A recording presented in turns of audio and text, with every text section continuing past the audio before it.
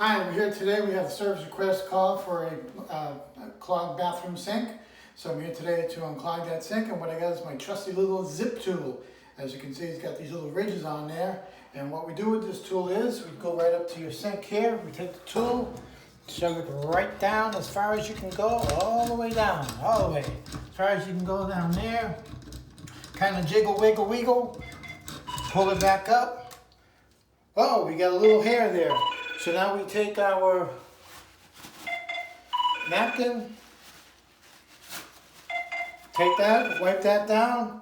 Now you may have to go in here, there's 4 different spots that you have to go in. So you may want to just try to go ahead and get all the spots done. Jiggle, jiggle, wiggle, pull it back up until you get most of the stuff out. Back again, more. There we go. Take that, wipe down the sink, and now we do the test. Let it fill up a little bit, push it back down, pop, all done.